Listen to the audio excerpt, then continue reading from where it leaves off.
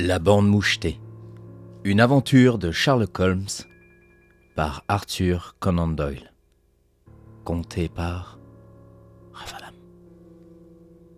En jetant un regard sur mes notes des 70 et quelques affaires dans lesquelles j'ai, pendant les 8 dernières années, étudié les méthodes de mon ami Sherlock Holmes, j'en trouve beaucoup qui sont tragiques, quelques-unes comiques, et un grand nombre tout simplement étranges. Mais il n'y en a aucune qui soit banale.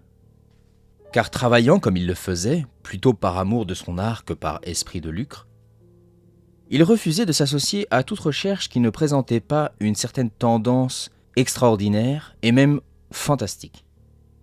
Parmi toutes ces affaires si diverses, toutefois, je ne me souviens pas qu'aucune ait présenté des traits plus singuliers que celle à laquelle on a associé la famille bien connue des Roylott de Stockmoran, dans le Sussex. Les événements dont il s'agit se sont déroulés dans les premiers temps de mon association avec Holmes, lorsque, célibataires, nous occupions ensemble notre appartement de Baker Street. J'aurais pu sans doute en faire déjà le récit, mais je m'étais alors engagé au secret, et je n'ai été délié de ma promesse que le mois dernier par la mort prématurée de la dame à qui je l'avais faite. Peut-être même vaut-il mieux que ces faits soient révélés maintenant. J'ai en effet quelques raisons de croire que toutes sortes de bruits ont couru un peu partout concernant la mort du docteur Grimesby Roylott, tendant à rendre cette affaire encore plus terrible que la vérité. Ce fut au début d'avril 1883 que je m'éveillai au matin pour trouver Sherlock Holmes, déjà tout habillé, debout près de mon lit. D'ordinaire, il se levait tard, et comme la pendule sur ma cheminée me montrait qu'il n'était que 7h15, je posai sur lui un regard incertain, un peu surpris et peut-être un peu fâché, car j'étais moi-même très régulier dans mes habitudes. « Tout à fait désolé de vous réveiller, Watson, » dit-il. « Mais c'est le lot de tous ce matin. Madame Hudson a été réveillée, j'en ai subi le contre-coup. Elle m'a réveillé et maintenant à votre tour. »« Ah, qu'est-ce que c'est donc ? Un incendie ? » ?»« Non, une cliente. Il paraît qu'une jeune dame vient d'arriver dans un état de grande agitation et elle insiste pour me voir. Elle attend en ce moment dans le studio. Or, quand de jeunes dames errent par la capitale à cette heure matinale et font sortir de leur lit les gens endormis, je présume qu'elles ont quelque chose de très pressant à leur communiquer. Si cela se trouvait être une affaire intéressante, vous aimeriez, j'en suis sûr, l'apprendre à son début. Que ce soit ou non le cas, j'ai pensé vous appeler et vous en fournir la possibilité. Mon cher ami, pour rien au monde je ne voudrais rater cela. Je n'avais pas de plaisir plus vif que de suivre Holmes dans ses recherches professionnelles et d'admirer ses déductions rapides, promptes comme des intuitions, et pourtant toujours fondées sur la logique. J'endossai rapidement mes vêtements et quelques minutes après, j'étais prêt à l'accompagner dans le studio. Une dame vêtue de noir, portant une épaisse voilette, était assise près de la fenêtre. Elle se leva à notre entrée. « Bonjour, madame, » dit Holmes d'un ton allègre. « Mon nom est Sherlock Holmes. Monsieur est mon ami intime et mon associé le docteur Watson. Devant lui, vous pouvez parler aussi librement que devant moi-même. Ah, je suis content de voir que madame Hudson a eu le bon sens d'allumer le feu. Je vous en prie, approchez-vous-en. Je vais demander pour vous une tasse de café bien chaud, car je remarque que vous grelottez. »« Ah, ce n'est pas le froid qui me fait grelotter, monsieur Holmes. C'est la terreur. » Ce disant, elle leva sa voilette et nous pûmes voir qu'elle était en effet dans un pitoyable état d'agitation. Son visage était tiré et gris, avec des yeux effrayés, toujours en mouvement, comme ceux d'un animal traqué. Ses traits et sa figure étaient ceux d'une femme de 30 ans, mais ses cheveux étaient prématurément striés de gris et son expression était lasse et hagarde. Sherlock Holmes la dévisagea d'un de ses regards rapides auxquels rien n'échappait. « Il ne faut pas avoir peur, » dit-il d'une voix douce, en se penchant en avant et en lui tapotant l'avant-bras. « Nous arrangerons bientôt tout cela, je n'en doute pas. Vous êtes venu par le train ce matin, à ce que je vois. »« Vous me connaissez donc ?»« Non, mais je remarque qu'il vous reste la moitié d'un billet d'aller-retour dans la paume de votre gant gauche. Vous avez dû partir de bonne heure, et avant d'arriver à la gare, il vous a fallu faire une assez longue course en charrette anglaise. » La dame tressaillit vivement et ouvrit de grands yeux en regardant mon compagnon. « Il n'y a là aucun mystère, madame, » dit celui-ci avec un sourire. Le bras gauche de votre jaquette est éclaboussé de taches de boue, en 7 endroits au moins. Les marques en sont toutes fraîches. Il n'y a pas d'autre véhicule pour lancer ainsi de la boue, et cela uniquement à la personne qui est assise à la gauche du conducteur. Quelles que soient vos raisons, c'est tout à fait exact. Je suis parti de chez moi avant 6 heures. Je suis arrivé à Leatherhead à 6h20, et je suis venu à la gare de Waterloo par le premier train. Monsieur, je ne peux pas endurer cette tension d'esprit plus longtemps. Je deviendrai folle si ça continue. Je n'ai personne à qui me tourner. Personne, sauf un ami qui m'aime, et lui, le pauvre, ne peut guère me venir en aide. J'ai entendu parler de vous, monsieur Holmes, par madame Farmtouch, que vous avez secouru au temps où elle en avait tant besoin. C'est d'elle que je tiens votre adresse. Oh, monsieur, ne croyez-vous pas que vous pourriez m'aider aussi, ou du moins jeter un rayon de lumière dans les ténèbres épaisses qui m'entourent? Je ne saurais à présent vous récompenser de vos services. Mais dans 1 mois ou 2, je serai marié avec la libre disposition de mes propres revenus, et alors, du moins, vous ne me trouverez pas ingrate. Holmes se dirigea vers son bureau, et l'ayant ouvert, en tira un petit répertoire de ses enquêtes qu'il consulta. « Farmtouch », dit-il. « Ah oui, je me rappelle le cas. Il s'agissait d'un diadème en opale. Je crois que c'était avant que vous ne fussiez là, Watson. Je ne puis que vous dire, madame, que je serais heureux de consacrer à votre cas les mêmes soins qu'à celui de votre ami. Pour ce qui est de la rétribution, eh bien, ma profession est sa propre récompense. Mais vous aurez tout loisir de payer les dépenses que je ne pourrai engager, quand cela vous conviendra le mieux. Et maintenant, je vous prierai de vouloir bien nous exposer tout ce qui pourra nous aider à nous former une opinion sur votre affaire. Hélas, reprit-elle, l'horreur de ma situation vient précisément de ce que mes craintes sont si vagues, et de ce que mes soupçons se fondent sur des petits faits qui pourraient sembler si insignifiants que la seule personne au monde à qui j'ai le droit de demander aide et assistance considère tout ce que je lui en dis comme des idées de femme nerveuse. Je le vois bien tant à ses paroles, qui voudraient être consolantes, qu'à ses regards qu'il détourne.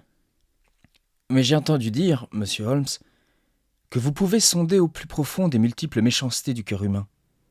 Vous pourrez par vos conseils guider ma marche parmi les dangers qui m'environnent. Je suis toute attention, madame. Eh bien, mon nom est Hélène Stoner, et je demeure avec mon beau-père, qui est le dernier survivant d'une des plus vieilles familles saxonnes de l'Angleterre, les Roylott de Stoke Moran. Holmes fit un signe de tête. Le nom m'est familier, dit-il. La famille fut en un certain temps parmi les plus riches d'Angleterre, et le domaine s'étendait jusque de l'autre côté des marches de Berkshire, au nord, et du Hampshire à l'ouest. Au siècle dernier, pourtant, 4 héritiers se montrèrent, l'un après l'autre, débauchés et prodigues. Puis la ruine de la famille fut consommée par un joueur, au temps de la Régence. Il ne reste plus rien que quelques arpents de terre et la maison qui, vieille de 200 ans, est elle-même grevée de lourdes hypothèques. Le dernier propriétaire y traîna toute son existence la vie horrible d'un aristocrate pauvre. Mais son fils unique, mon beau-père, voyant qu'il fallait s'adapter aux conditions nouvelles, obtint d'un ami une avance de fonds qui lui permit de prendre un diplôme de médecin. Il s'en alla à Calcutta, où, grâce à son habileté professionnelle et à sa force de caractère, il se fit une grosse clientèle.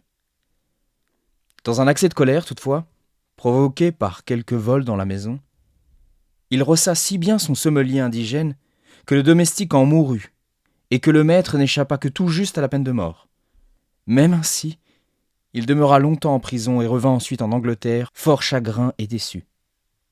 Pendant qu'il était aux Indes, le docteur Roylott épousa ma mère, madame Stoner, la jeune veuve du major général Stoner, de l'artillerie du Bengale. Ma sœur Julia et moi, nous étions jumelles et n'avions que 2 ans quand ma mère se remaria. Elle possédait une assez belle fortune, au moins 1000 livres de revenus. Et elle fit un testament par lequel elle la léguait tout entière au docteur Roylott pour aussi longtemps que nous résiderions avec lui, en spécifiant pourtant qu'une certaine somme serait allouée chaque année à l'une et à l'autre, au cas où elle se marierait. Peu de temps après notre retour en Angleterre, notre mère mourut. Elle fut tuée il y a 8 ans dans un accident de chemin de fer. Le docteur Roylott renonça alors à ses efforts pour créer une clientèle à Londres, et il nous emmena vivre avec lui dans la demeure de ses ancêtres, à Stoke Moran. L'argent que notre mère avait laissé suffisait à nos besoins, et il ne semblait y avoir aucun obstacle à notre bonheur. Mais un changement terrible se produisit alors chez notre beau-père. Au lieu de se faire des amis parmi les voisins et de rendre visite à ces gens qui s'étaient tout d'abord réjouis de voir un Roylott de Stockmoran revenir occuper la vieille demeure familiale, il s'enferma dans cette maison et n'en sortit que rarement, pour se laisser aller à de féroces querelles avec ceux qu'il rencontrait. Une violence de caractère voisine de la folie a toujours été héréditaire dans la famille, et dans le cas de mon beau-père, je crois qu'elle a été accrue encore par son long séjour sous les tropiques.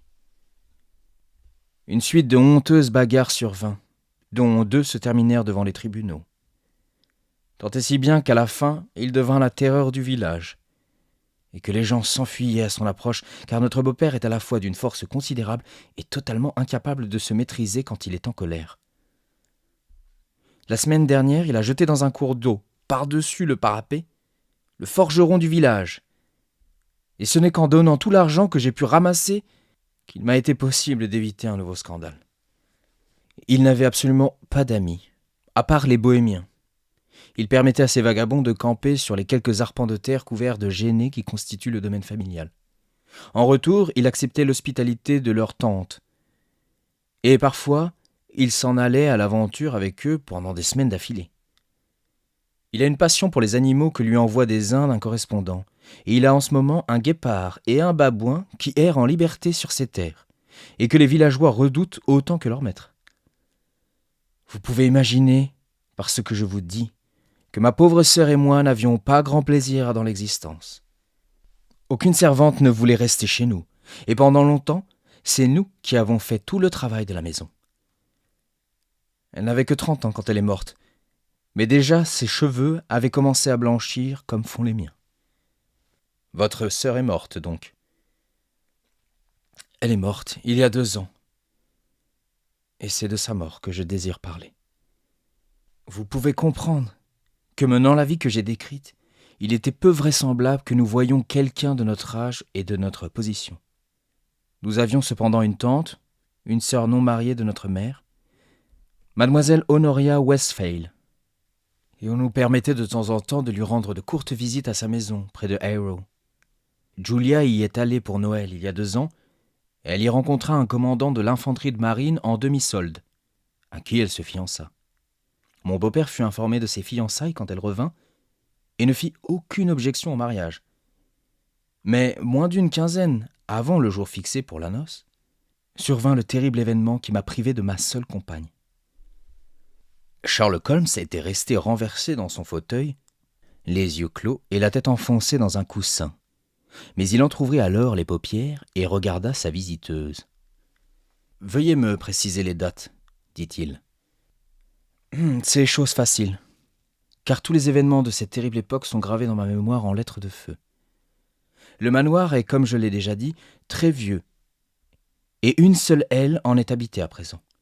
Les chambres à coucher, dans cette aile, sont au rez-de-chaussée. Le studio se trouve dans la partie centrale du bâtiment. De ces chambres, la première est celle du docteur Roylott, la seconde celle de ma sœur et la troisième la mienne. Il n'y a pas de communication entre elles, mais elles ouvrent toutes sur le même corridor. Est-ce que je me fais bien comprendre? Très bien. Les fenêtres de ces chambres donnent sur la pelouse.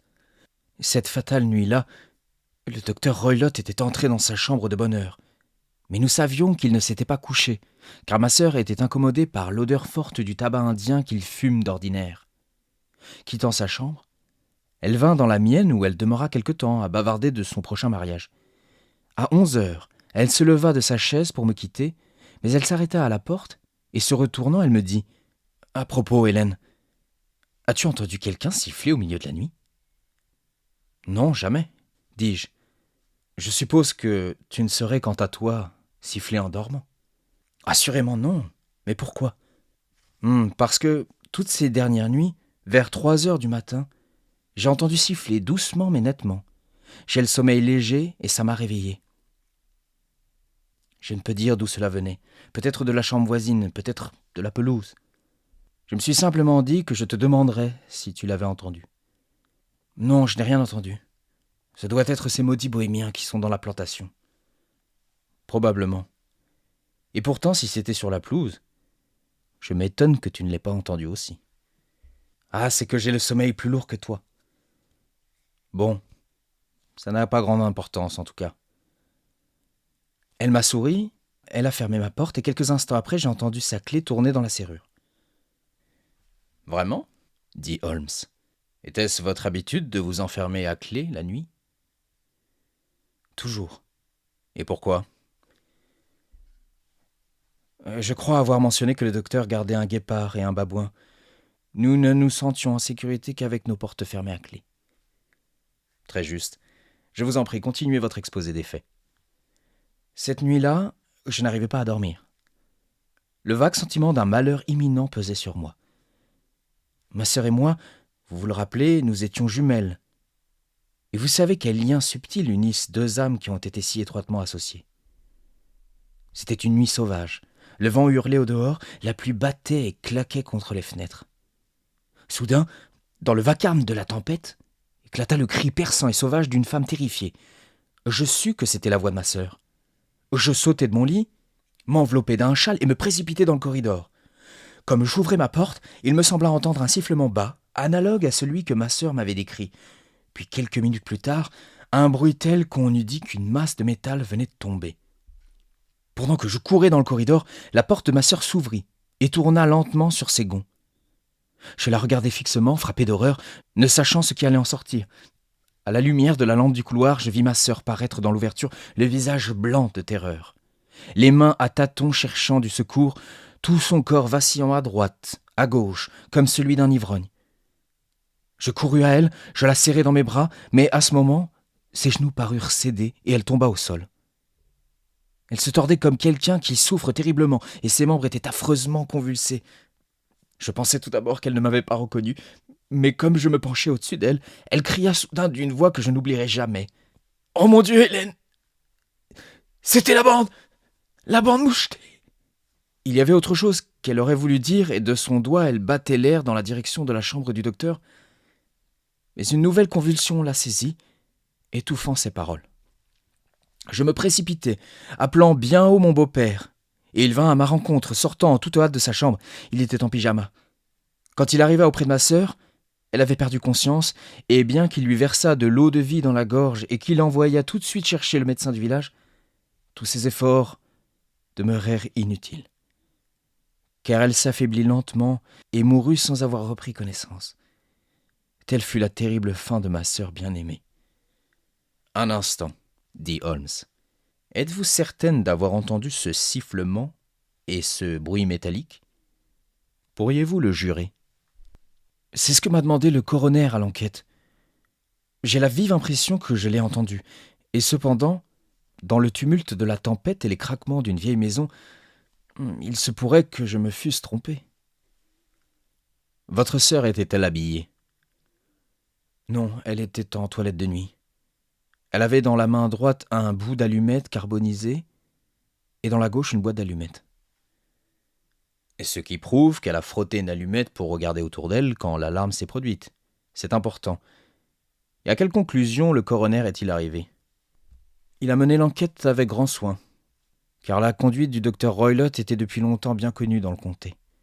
Toutefois, il n'a pas réussi à trouver au décès une cause satisfaisante.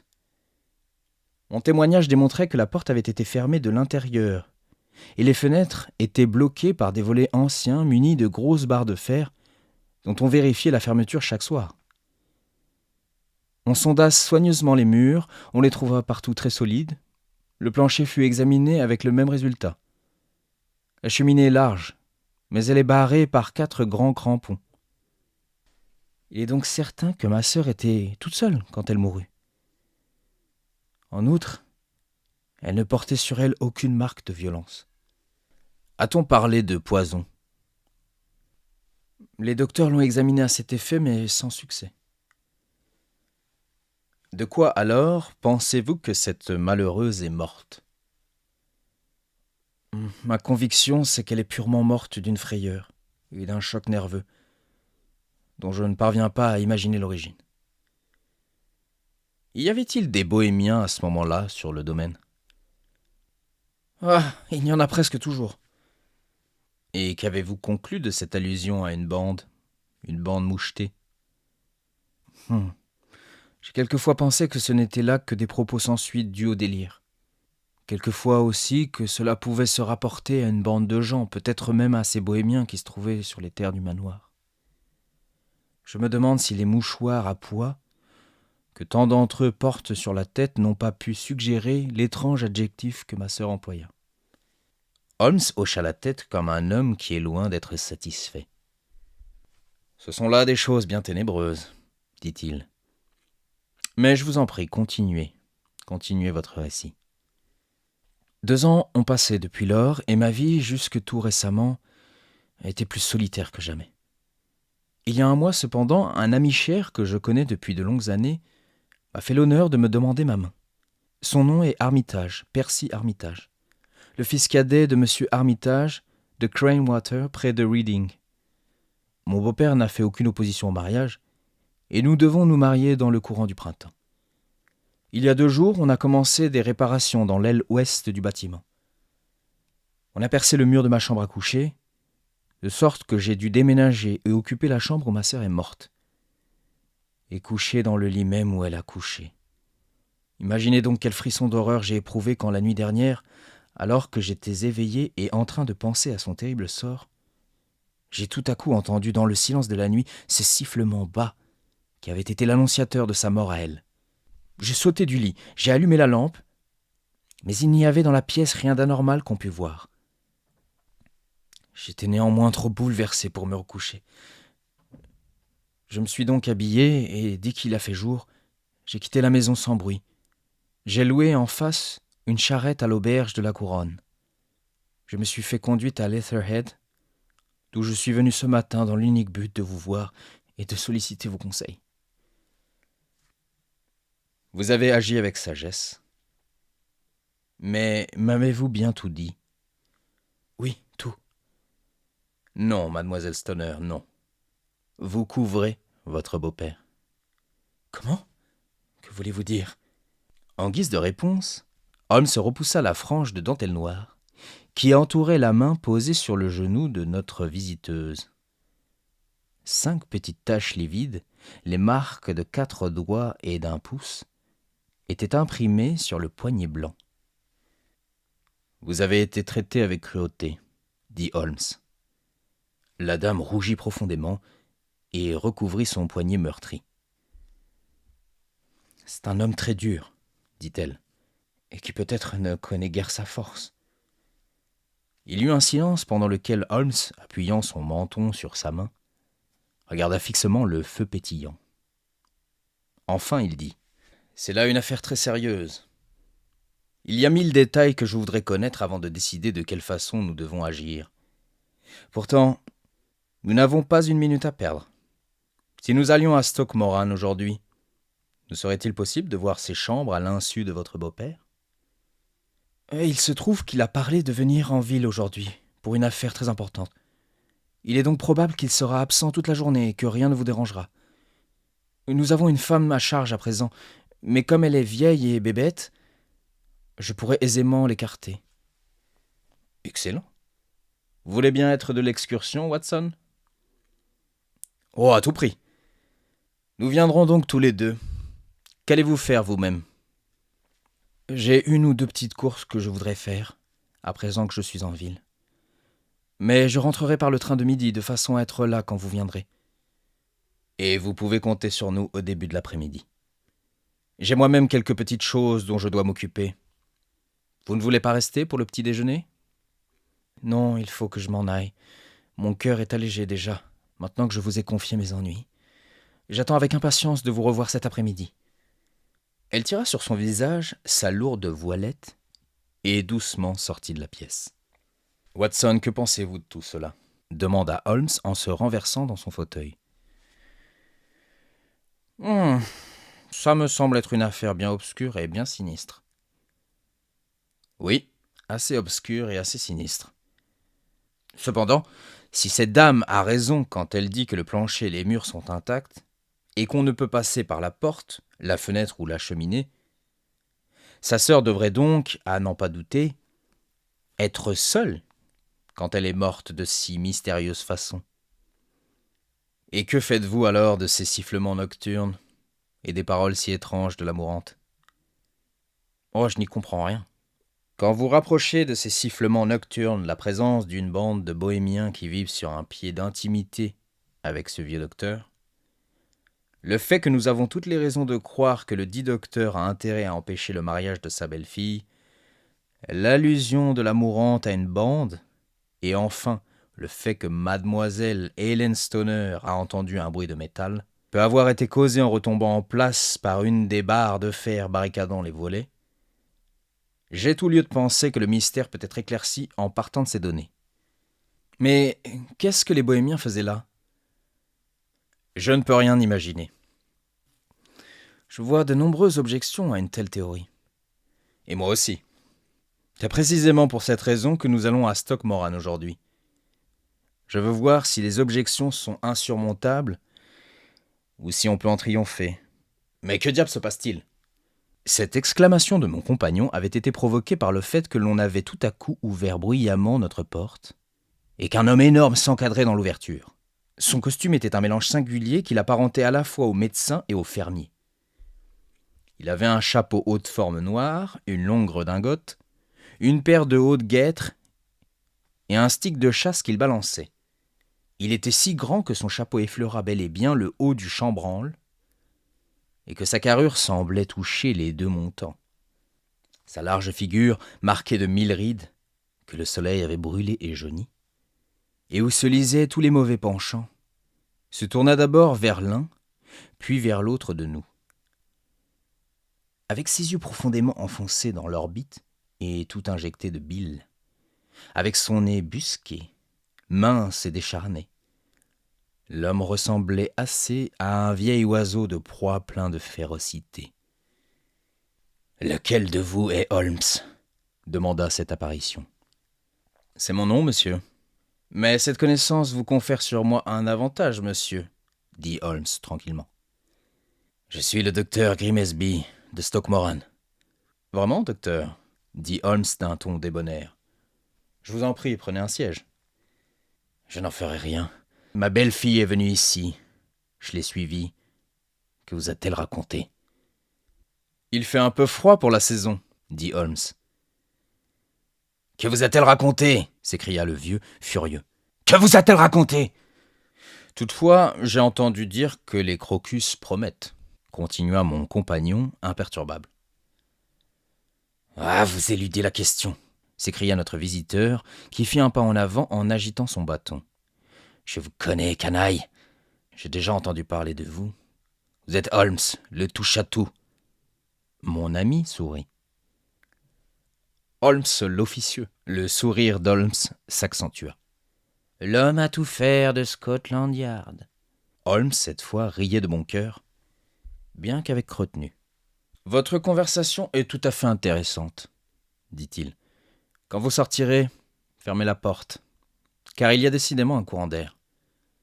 Je ne sortirai que quand j'aurai dit ce que j'ai à dire. Ne vous mêlez pas de mes affaires. Je sais que Madame Stoner est venue ici, je l'ai suivie. Je suis un homme qu'il est dangereux de rencontrer. Voyez plutôt. » Il s'avança d'un pas, saisit le tissonnier et le courba de ses énormes mains brunes. « Tâchez de ne pas tomber entre mes griffes, » grogna-t-il. Et laissant le tissonnier dans l'âtre, il sortit de la pièce à grandes enjambées. « Hé hé, voilà qui m'a tout l'air d'un très aimable personnage, » dit Holmes en riant. « Je ne suis pas tout à fait aussi massif que lui, mais s'il était resté, je lui aurais montré que mes griffes ne sont guère plus fiables que les siennes. » Tout en parlant, il ramassa le tissonnier d'acier et d'un effort brusque le redressa.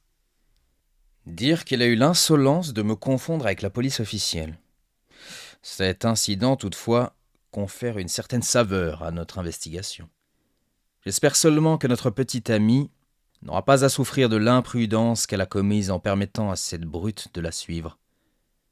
Maintenant, Watson, nous allons commander notre petit déjeuner, après quoi je me rendrai dans les bureaux compétents, en quête de quelques données susceptibles de nous aider dans cette affaire. Il était presque 1 heure quand Sherlock Holmes revint de son excursion. Il avait en main une feuille de papier bleu, toute griffonnée de notes et de chiffres. « J'ai vu, dit-il, le testament de la défunte épouse de notre homme. Pour en déterminer l'exacte portée, j'ai dû calculer la valeur actuelle des placements dont il s'agit. Le revenu total, qui au moment de la mort de sa femme n'était guère inférieur à 1100 livres, ne se monte plus guère au-dessus de 750 livres, par suite de la baisse des valeurs agricoles. En cas de mariage, chacune des filles peut réclamer 250 livres. Il est donc évident que si les deux filles s'étaient mariées, ce joli monsieur n'aurait plus conservé sa pitance, et que déjà même le mariage d'une seule rognerait sérieusement ses ressources. Le travail de cette matinée n'a pas été perdu, puisqu'il m'a prouvé que le docteur a de très solides raisons de faire obstacle à tout arrangement de ce genre. Et maintenant, Watson, la chose est trop sérieuse pour que nous flânions, surtout depuis que le vieux sait que nous nous intéressons à ses affaires. Si donc vous êtes prêts, nous ailerons un fiacre et nous nous ferons conduire à la gare de Waterloo. Je vous serai fort obligé de glisser un revolver dans votre poche.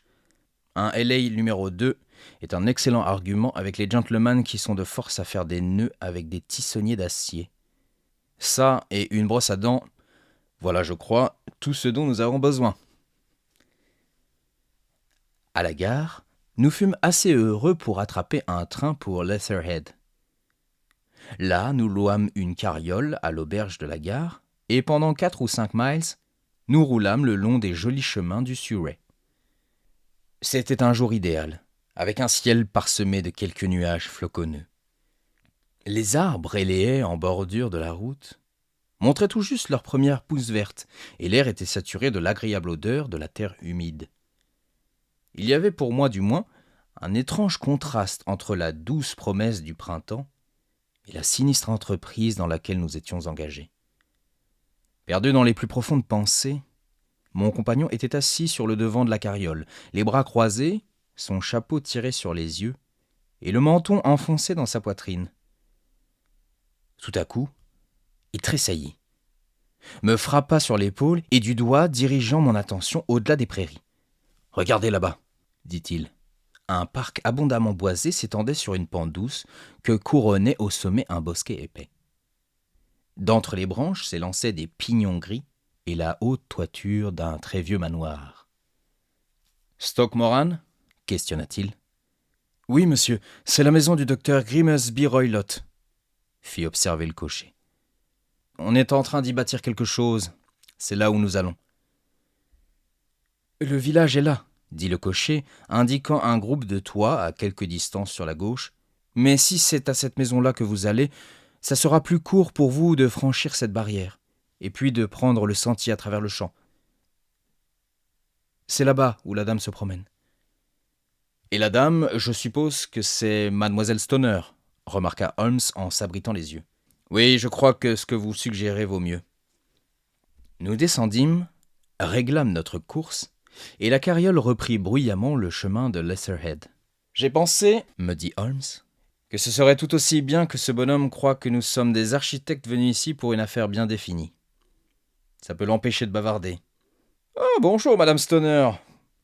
Vous le voyez, nous avons tenu parole. » Notre cliente de la matinée s'était précipitée à notre rencontre, et tout son visage exprimait la joie. « Je vous ai attendu avec anxiété, » s'écria-t-elle en échangeant une cordiale poignée de main.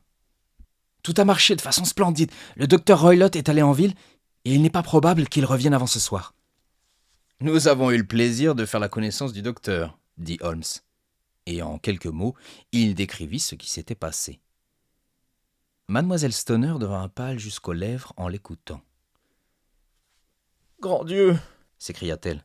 « Il m'a donc suivi. » »« C'est ce qu'il semble. »« Il est si rusé. Avec lui, je ne sais jamais quand je suis vraiment hors d'atteinte. Que va-t-il dire quand il reviendra ? » ?»« Oh, il faudra qu'il fasse attention lui-même, car il se peut qu'il comprenne qu'il y a sur sa piste quelqu'un de plus rusé que lui. Il faudra cette nuit vous enfermer à clé pour vous protéger contre lui. S'il se montre violent, nous vous enverrons chez votre tante à Harrow. Maintenant, il faut employer notre temps le mieux possible. Veuillez donc nous mener sur le champ aux chambres qu'il s'agit d'examiner. Le bâtiment en pierre tachetée de mousse avait un corps central plus élevé que les deux ailes circulaires, projetées de chaque côté comme les pinces d'un crabe. L'une de ses ailes, avec ses fenêtres brisées, bouchées au milieu de panneaux de bois, et son toit à demi défoncé, était l'image même de la ruine. La partie centrale n'était guère en meilleur état, mais le corps de droite était comparativement moderne. Les stores aux fenêtres, les panaches de fumée bleue qui s'échappaient des cheminées, révélaient que c'était là que résidait la famille. On avait dressé des échafaudages à l'extrémité du mur, dont la maçonnerie avait été défoncée, mais rien n'indiquait qu'il y eût des ouvriers au travail au moment de notre visite. Holmes fit lentement les 100 pas, marchant de long en large sur la pelouse mal entretenue. Puis il examina avec une profonde attention l'extérieur des fenêtres. Cette fenêtre-ci, si je saisis bien, est celle de la chambre où vous couchiez, et la suivante, celle du milieu, est celle de la chambre de votre sœur, et la suivante, proche du bâtiment central, est celle du docteur Hoylott. C'est bien cela, mais je couche maintenant dans celle du milieu. Pendant les réparations, d'après ce que j'ai compris. À propos, il ne semble guère qu'il y ait eu nécessité urgente de réparer l'extrémité du mur. Il n'y en avait point. Je crois que c'était seulement un prétexte pour me faire quitter ma chambre. Ah, voilà qui donne à réfléchir. Maintenant, de l'autre côté de cette aile étroite court le corridor sur lequel ouvrent ces 3 chambres. Il y a des fenêtres dans ce corridor, naturellement. Oui, mais elles sont très petites et trop étroites pour qu'on puisse s'introduire par là. Comme vous vous enfermiez toutes deux la nuit, on ne pouvait, par ce côté-là, s'approcher de vos chambres. Auriez-vous l'obligeance, à présent, d'aller dans votre chambre barricader les volets? Mademoiselle Stoner obéit, et Holmes, après avoir avec soin examiné le dedans par la fenêtre ouverte, tenta du dehors, et de toutes les façons, d'ouvrir le volet de force, mais sans succès. Il n'y avait pas une fente à travers laquelle on pût passer une lame de couteau pour soulever la barre. Alors, à la loupe, il examina les gonds, mais ils étaient de fer solide et fermement encastrés dans la maçonnerie massive. « Ah !» dit-il en se grattant le menton, quelque peu perplexe. « Ma théorie présente assurément quelques difficultés. Nul ne saurait passer par ces volets ainsi fermés. Eh bien, nous verrons si l'intérieur jette quelques lumières sur cette affaire. » Une petite porte latérale nous mena dans le corridor blanchi à la chaux sur lequel ouvraient les 3 chambres. Holmes refusant d'examiner la 3e chambre, nous allâmes tout de suite vers la seconde, celle dans laquelle Mademoiselle Stoner couchait maintenant, et où sa sœur était morte. C'était une petite chambre très simple, au plafond haut, avec une grande cheminée béante, comme il y en a dans les vieilles maisons campagnardes. Il y avait dans un coin une commode brune, dans un autre un lit étroit à courte pointe blanche, et une table de toilette à droite de la fenêtre. Ces objets constituaient, avec 2 petites chaises en osier, tout le mobilier de la pièce, si l'on excepte un petit carré de tapis au milieu. Bruns et vermoulus, les panneaux et les boiseries de chêne autour de la chambre étaient si vieux, si décolorés, qu'ils pouvaient bien dater de la construction primitive du bâtiment. Holmes poussa une des chaises dans un coin et s'assit en silence, cependant que ses yeux faisaient tout le tour de la pièce et courant du haut en bas, enregistraient tous les détails. « Où cette sonnette sonne-t-elle » demanda-t-il enfin, en montrant un gros cordon qui pendait à côté du lit et dont le gland reposait exactement sur l'oreiller. « Elle aboutit à la chambre de la femme de charge. Elle a l'air plus neuve que le reste. Oui, elle a été posée il n'y a que quelques années. » « C'est votre sœur qui l'avait demandé, je suppose ?»« Non, je n'ai jamais entendu dire qu'elle s'en était servie. Nous avons toujours eu l'habitude d'aller chercher nous-mêmes tout ce qu'il nous fallait. » « Vraiment ? Il ne semblait pas nécessaire de placer là un si beau cordon de sonnette. Vous voudrez bien m'excuser quelques minutes, pendant lesquelles ma curiosité va se porter sur le plancher. » Il se jeta alors à plat ventre, sa loupe à la main, et rapidement se traîna, rampant tantôt en avant, tantôt en arrière, pour inspecter minutieusement les fentes entre les lames du parquet. Il en fit autant ensuite pour les boiseries qui couvraient les murs. Finalement, il se dirigea vers le lit, et passa quelque temps à le regarder fixement. Son œil courut ensuite du haut en bas du mur, puis il prit en main le cordon de sonnette et le tira brusquement. « Hé hé hé » dit-il, « c'est une fausse sonnette. »« Elle ne sonne pas ?»« Non, le cordon n'est même pas relié à un fil de fer. Voilà qui est très intéressant. Vous pouvez voir à présent qu'elle est fixée à un crochet juste au-dessus de l'endroit où se trouve l'ouverture de la prise d'air. » « Oh, que c'est absurde, je ne l'ai jamais remarqué auparavant. »« Très étrange, » observa Holmes en tirant sur le cordon. « Il y a dans cette chambre un ou deux points très singuliers. Par exemple, il faut que l'architecte soit un imbécile pour ouvrir une prise d'air qui donne dans une autre pièce, alors que sans plus de peine, il aurait pu la faire communiquer avec l'air du dehors. »« Cela aussi est tout à fait moderne, » dit la jeune femme. « Cela date de la même époque que le cordon de sonnette, » remarqua Holmes. « Oui, on a fait plusieurs petits changements à ce moment-là. » Il semble que ce furent des changements d'un caractère très intéressant. Des cordons de sonnette qui ne sonnent pas et des prises d'air qui n'aèrent point. Avec votre permission, mademoiselle Stoner, nous porterons maintenant nos recherches dans l'autre chambre. La chambre du docteur Roylott, bien que plus spacieuse que celle de sa belle-fille, était aussi simplement meublée. Un lit de camp, un petit rayon en bois garni de livres, et la plupart d'un caractère technique, un fauteuil à côté du lit, une chaise ordinaire en bois contre le mur, une table ronde et un grand coffre en fer étaient les principaux objets qui s'offraient à nos yeux. Holmes, lentement, fit le tour de la pièce et examina chaque chose avec le plus vif intérêt. « Qu'y a-t-il dedans ?» demanda-t-il en frappant sur le coffre. « Les papiers d'affaires de mon beau-père. »« Oh ! Vous en avez donc vu l'intérieur ?»« Une fois seulement, il y a quelques années. Je me souviens qu'ils étaient pleins de papiers. »« Il n'y a pas un chat dedans, par exemple ?»« Non, quelle étrange idée !»« Eh bien, regardez ceci. » Il prit une petite soucoupe de lait qui se trouvait sur le haut du coffre. « Mais il y a un guépard et un babouin. »« Ah oui, naturellement. Eh bien, un guépard, c'est ni plus ni moins qu'un gros chat. Or, une soucoupe de lait comme celle-ci ne suffirait guère, je pense, à contenter un chat. Il y a encore un point que je désirerais tirer au clair. » Il s'accroupit devant la chaise en bois et en examina le siège avec la plus grande attention. « Merci, voilà qui est bien réglé, » dit-il en se levant et en remettant sa loupe dans sa poche. « Oh là, voici quelque chose d'intéressant. » L'objet qui avait attiré son attention était un petit fouet à chien pendu à un des coins du lit. Il était toutefois roulé et noué de façon à former une boucle. « Que dites-vous de cela, Watson ? » « Oh, c'est un fouet assez ordinaire. Je ne vois pas pourquoi on y a fait un nœud. » « Le fait est que c'est moins ordinaire, cela. Hein ? Ah, le monde est bien méchant. Et quand un homme intelligent tourne son esprit vers le crime, c'est la pire chose qui soit.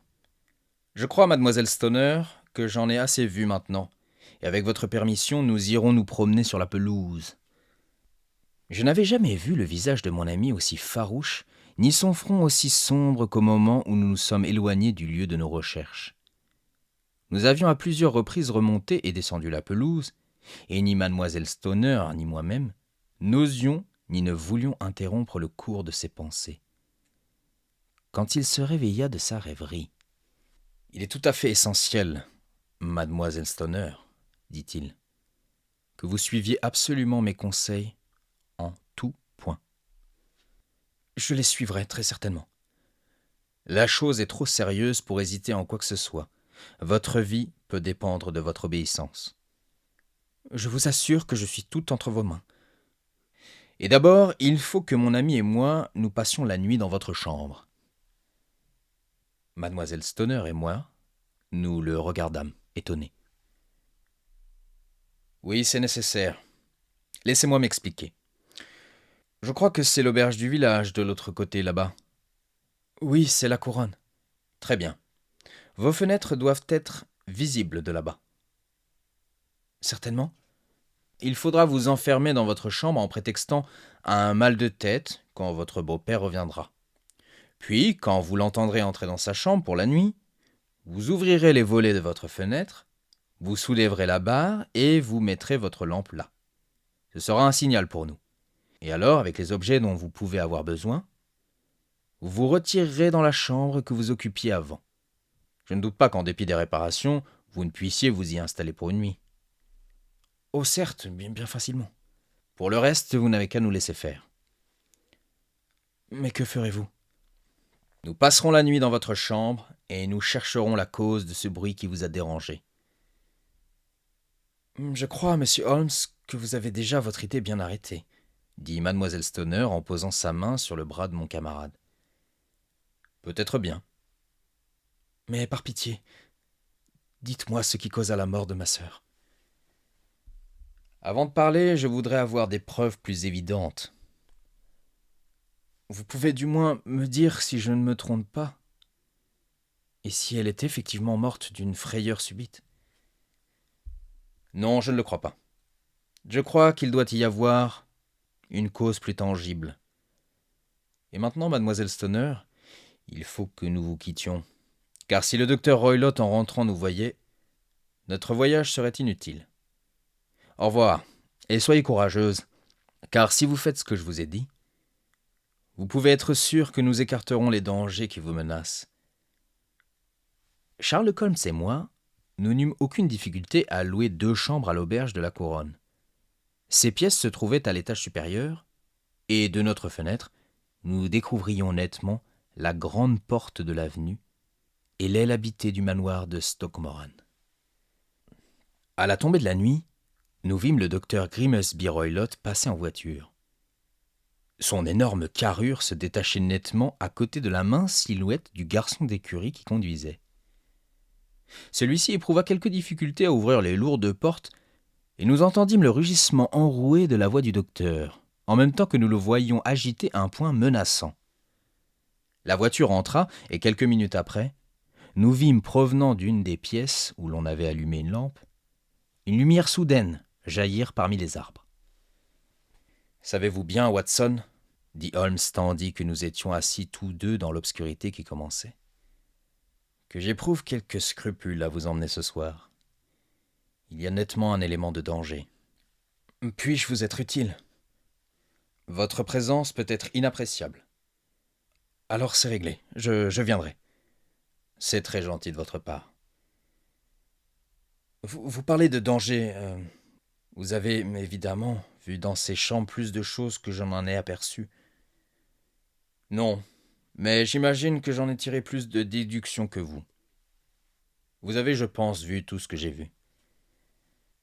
Moi, je n'ai rien vu de remarquable, sauf ce cordon de sonnette, et j'avoue que trouver sa raison d'être dépasse mon imagination. Vous avez aussi vu la prise d'air? Oui, mais je ne pense pas que ce soit une chose extraordinaire que d'avoir une petite ouverture entre 2 chambres. Celle-ci est si minuscule qu'un rat y pourrait à peine passer. Je savais, avant de venir à Stoke Moran, que nous trouverions une prise d'air. Mon cher Holmes? Oui, je le savais. Vous vous rappelez que dans son récit, elle nous a dit que sa sœur pouvait sentir le cigare de Roylott. Or cela, tout naturellement, suggère tout de suite qu'il doit exister une communication entre les 2 pièces. Ce ne pouvait être qu'une petite ouverture, autrement, on en aurait tenu compte lors de l'enquête du coroner. J'ai donc diagnostiqué une prise d'air. Mais quel mal peut-il y avoir à ça? Eh bien, il y a au moins une curieuse coïncidence de date. On établit une prise d'air, on installe un cordon, et une dame qui couche dans le lit meurt. Cela ne vous frappe pas? Jusqu'ici, je ne peux encore voir aucun rapport. N'avez-vous rien observé de très particulier à propos de ce lit? Il a été fixé au plancher par des fiches de fer. Avez-vous jamais vu un lit assujetti comme cela? Oh, je ne saurais prétendre que j'en ai vu. La dame ne pouvait pas bouger son lit. Il fallait qu'il demeure toujours dans la même position par rapport à la prise d'air et à la corde. car nous pouvons l'appeler ainsi, puisqu'il est clair qu'il n'a jamais été question d'un cordon de sonnette. « Holmes !» m'écriai-je, « il me semble voir vaguement à quoi vous faites allusion. Nous arrivons juste à temps pour prévenir un crime horrible et raffiné. » Assez raffiné et assez horrible, oui. Quand un médecin fait le mal, il est le premier des criminels. Il a le nerf et il a la science. Ça s'est déjà vu. Mais les coups que frappe cet homme sont plus subtils et profonds que tous ceux de ses confrères devenus criminels avant lui. Toutefois, Watson, je crois que nous pourrons frapper plus profondément encore.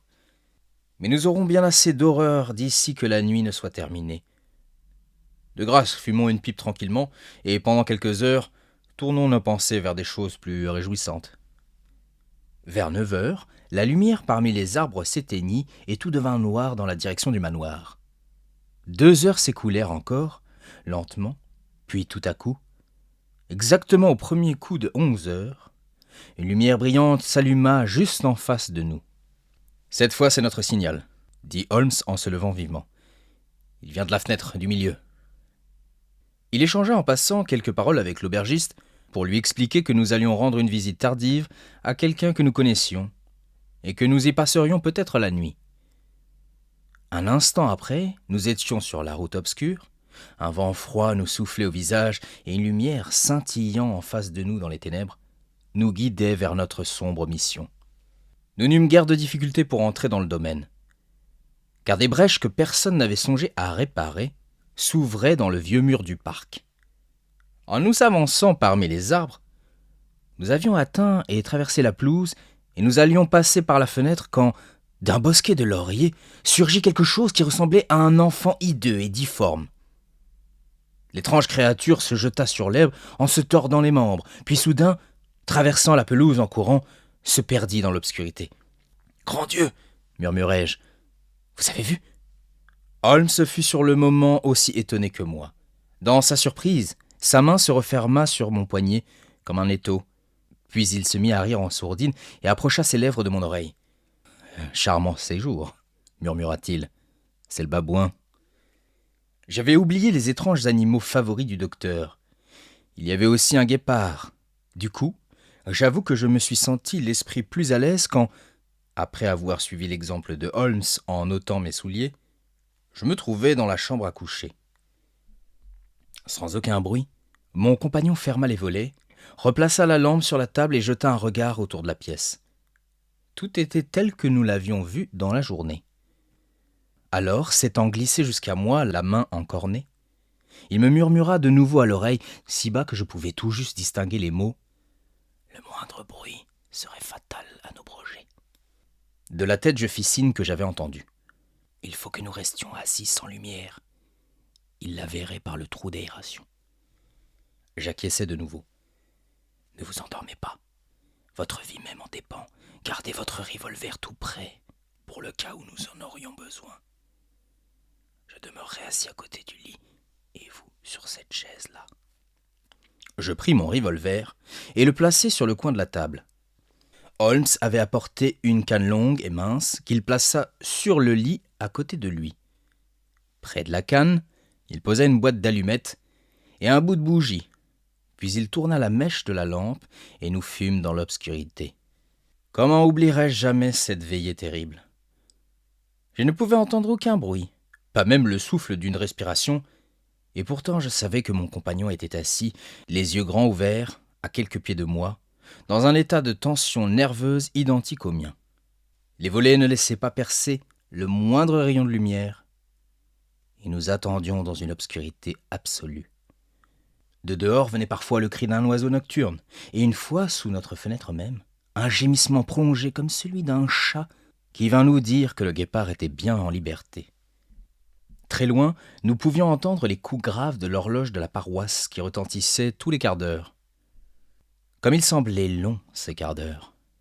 Minuit sonna, puis 1 heure, puis 2, puis 3, et nous étions toujours assis là, à attendre en silence ce qui pourrait arriver. Soudain, une lueur momentanée apparut dans la direction de la bouche d'air. Elle s'évanouit tout de suite, mais une forte odeur d'huile qui brûlait et de métal chauffé lui succéda. On venait d'allumer une lanterne sourde dans la chambre voisine. Je perçus le bruit d'un mouvement très doux, puis tout fut de nouveau silencieux, bien que l'odeur se fît plus forte. Pendant une demi-heure, je restai assis, l'oreille tendue.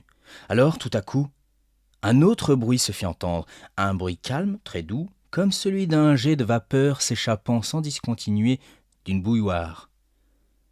Au moment où nous l'entendions, Holmes sauta du lit, frotta une allumette, et de sa canne cingla avec fureur le cordon de sonnette.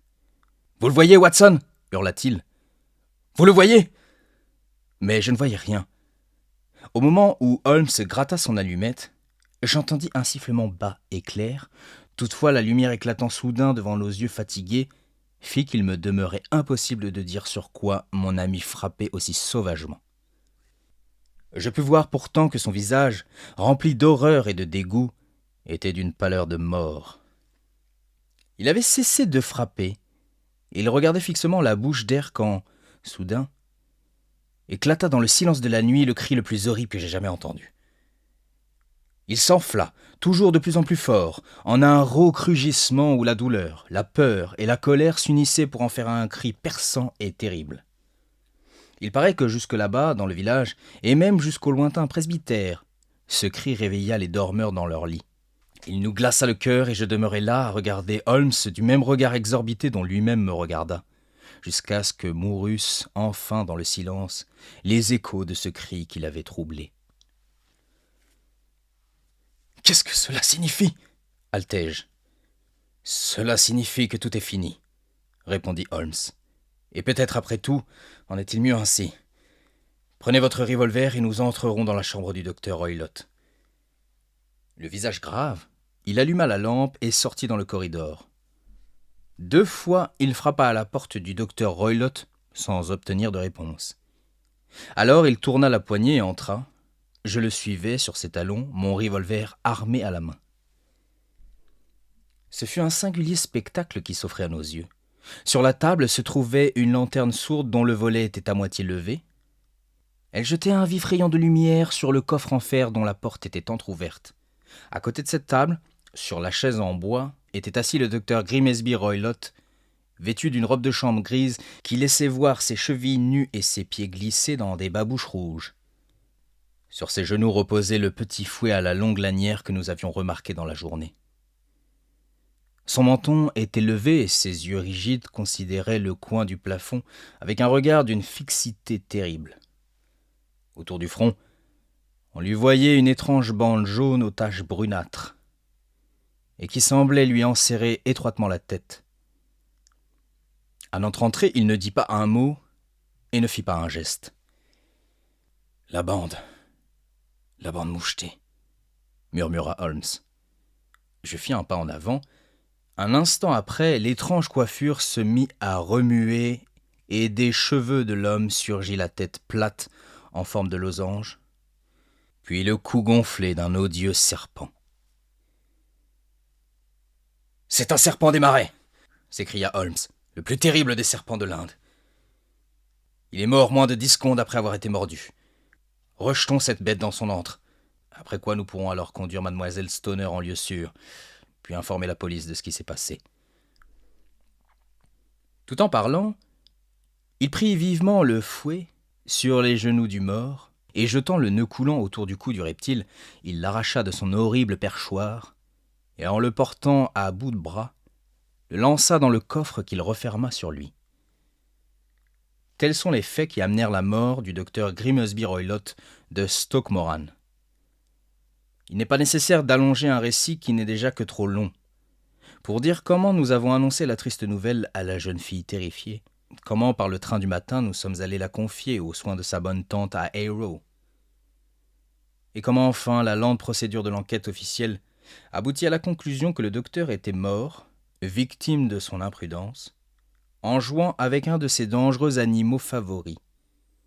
Le peu qu'il me reste à rapporter me fut dit par Sherlock Holmes le lendemain, pendant notre voyage de retour. « J'étais d'abord arrivé, dit-il, à une conclusion tout à fait erronée. Cela montre, mon cher Watson, comment il est dangereux de raisonner sur des données insuffisantes.